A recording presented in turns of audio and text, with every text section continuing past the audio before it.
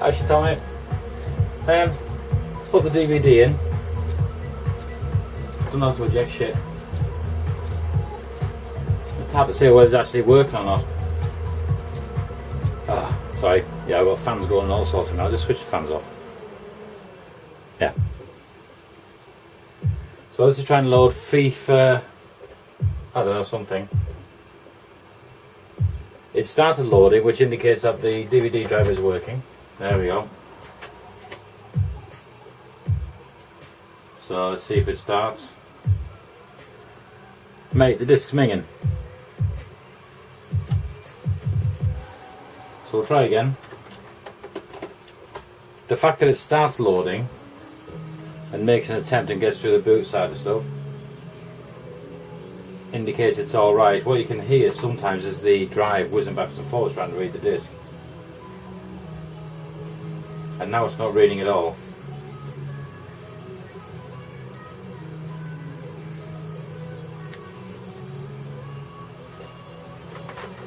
Okay. So I'm going to try GT4 Gran Turismo. If I get the friggin' disc out. Disc doesn't look too bad. You've got to be really careful. The slightest scratch on these things and it won't work.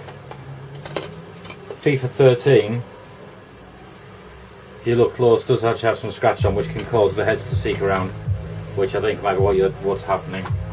See, there you go.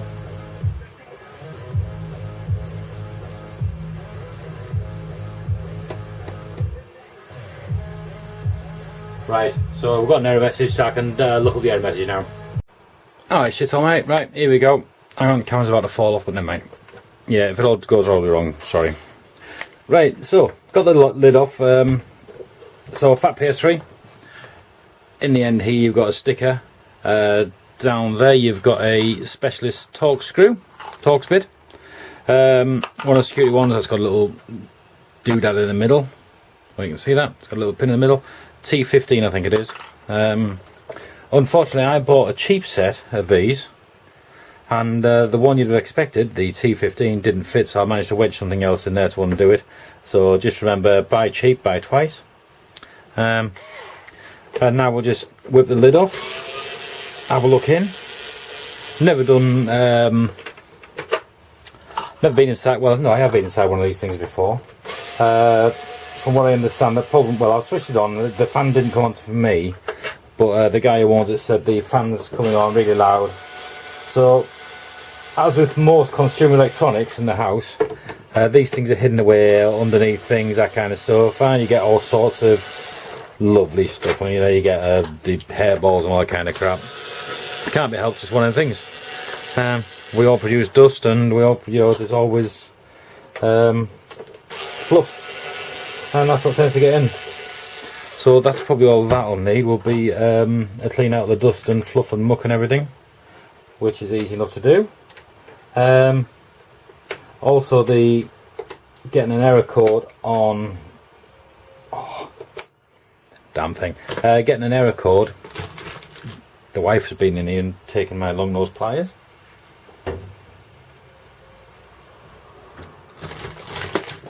Yeah, great. Okay, never mind. I'll have to figure out some of it. Yeah, so where was it? Yeah, the DVD player apparently. DVD Blu-ray player is struggling to read. It's coming up with the 8000153 error message, which can be one or two things. It can be a corrupt file system or a DVD issue. Now then, I followed somebody else's. I keep on saying DVD, I mean Blu-ray, but you just have to forgive me, I'm old and forgetful. So what I've done is, I've already done a reset of the file system to make sure, a recovery of the file system rather, to see what the issue was there, and to no avail, it's still coming with the error message. So I thought, let's have a look inside. Let's have I got all the screws off. It appears so, yet it still doesn't want to come apart. Is it a lift at the back?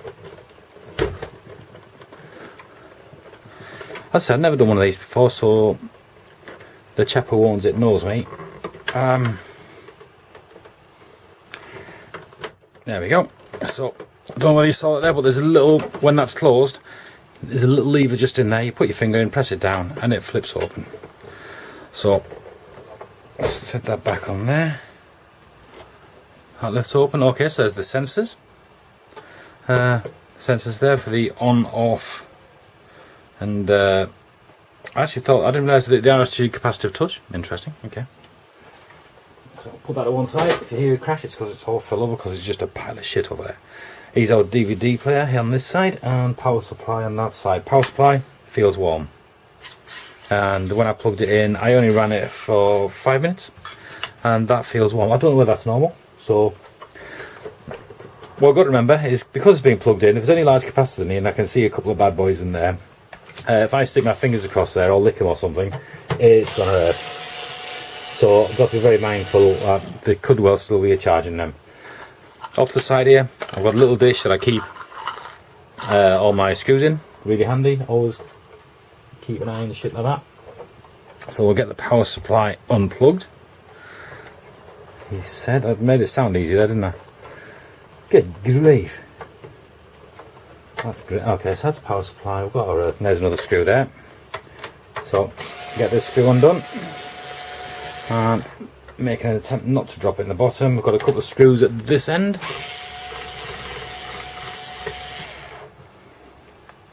Get that one done, and on the back, on the this armwork, this said this is the front.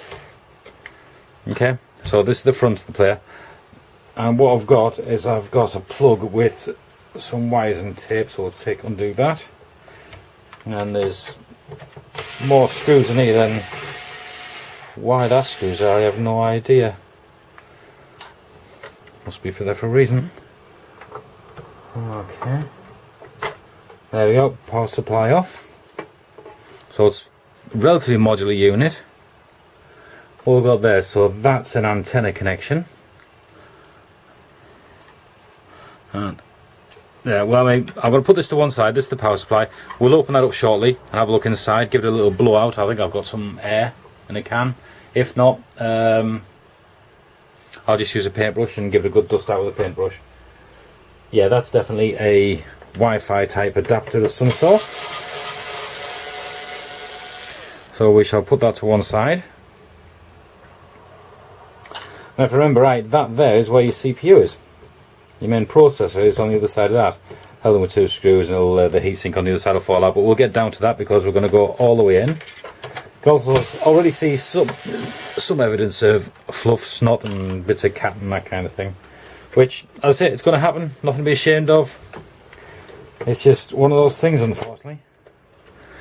Right, here we go. So these there, I don't know whether you saw what I did there. These strips, you literally lift up the black edge and it'll pop out. Simple as that. So that's how a Blu-ray player. We'll put that to one side. We'll not put that on the same pile as everything else because that other pile's about to fall over. Right, what have we got going on here? So we'll take these cables out and lay to one side and have a fruit tea. I know, it's not beer, never mind. Shit, that's really hot. Okay. So let's have a look. What else have we got that we can take out easily? So we can see we've got some screws with arrows next to them. So because there's an arrow, we'll take out this daughter board here again. Flip it up, and that'll slide out. Must remember, never just to yank them out, you'll trash them. They'll be trashed in no time. Again, screws into one box, so you've got all your screws together. And there we go. You lift it out gently to make sure. What have we got there? So, when you see there, we've got a MAC address. So this is our Wi-Fi board. And it's probably Bluetooth as well. Yeah, and one BT. So this is our Bluetooth and Wi-Fi board. And that's the antenna. Ta-da! Okay, put that to one side. Right, we're getting somewhere. We'll lift that out. Does that lift out easy? Yep, there we go. So that one there, I don't know whether you can see this. Just here we've got a little lever. Down is locked, up is open. Lifted it up and that little cable came out. So again, put that in the pile with everything else, keeping things together.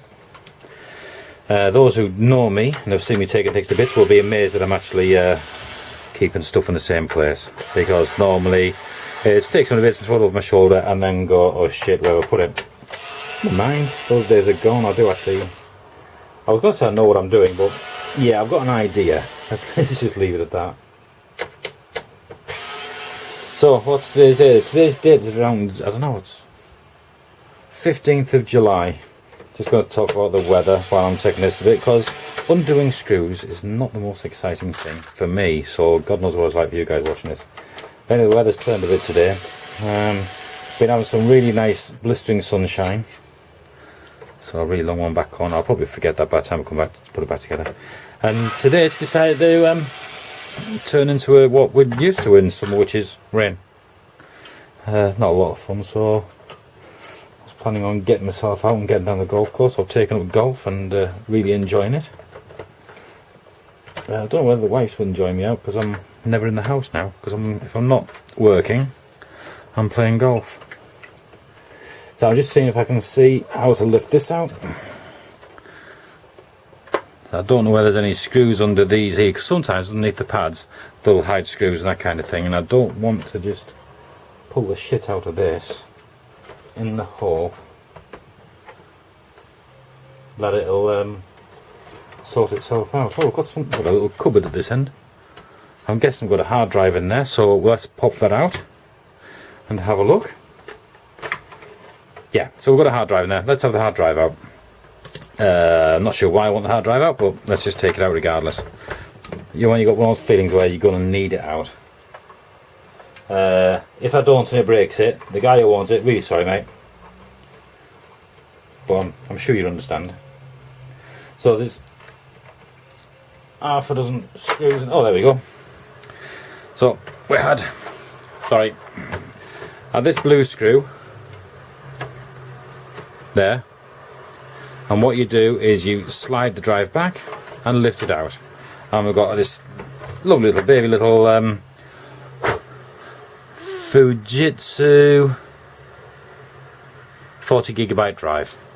You can see that there, 40 gig. So that's a little tiny little 40 gig drive, 2 1/4 inch disc. You probably actually replace that with a sensible size drive.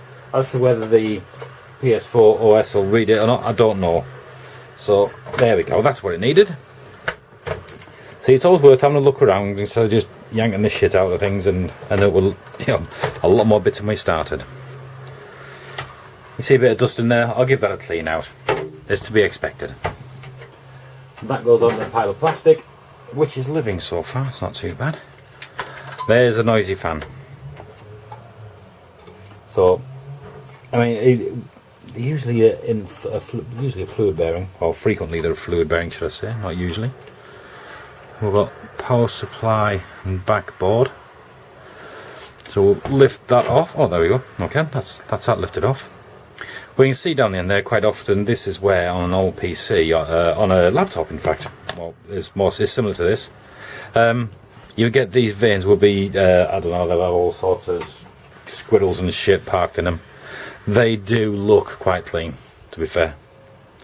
So that's not too bad.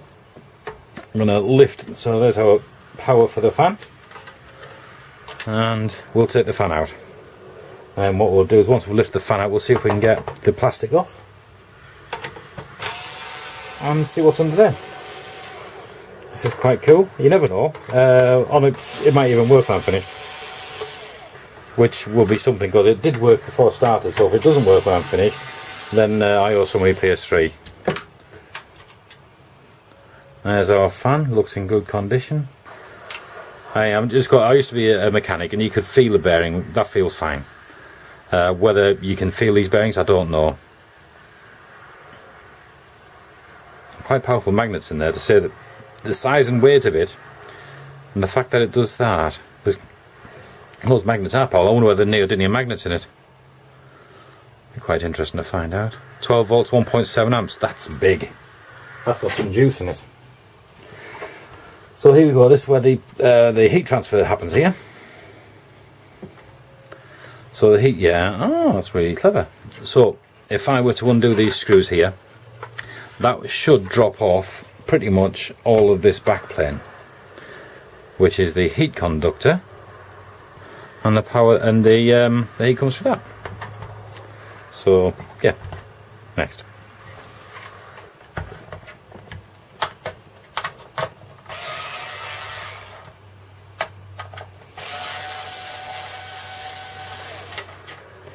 And there might be people sat out there going, no, don't do that. Well, never mind. It's done. One down.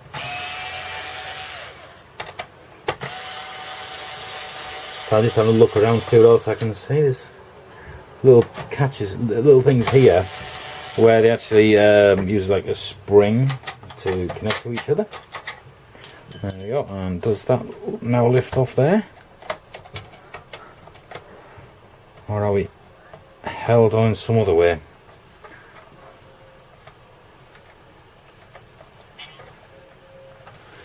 There appears to be a clip of some sort. There she goes. Says that off. And that's now going on a pile of tin. We can start seeing some of the dust ingress now. Interesting. So that is probably heat transfer tape. Yeah, you can see we've got a few little dust fairies in there, to be expected. And you can see the back of the main board chips there. So you can see them there. That'll be the pass-through. So basically, there's a hole through the. This will be a multi-layer PCB. There'll be a hole through the middle of it, or holes through it, and we'll pass it through so they can have the traces on both sides. But I say this will be more than just 2 layers. How many? I don't know. Just more than 2. So next is see if I can lift that off. Does that lift off that end or not?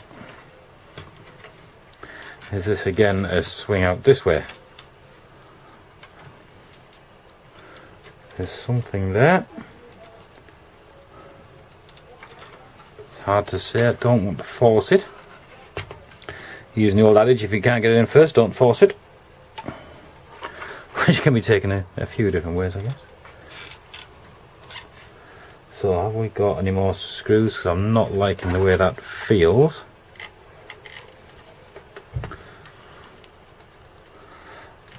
I might have to consult the good book, the all-knowing oracle, more commonly known as Google, the hive mind. So that pulls down.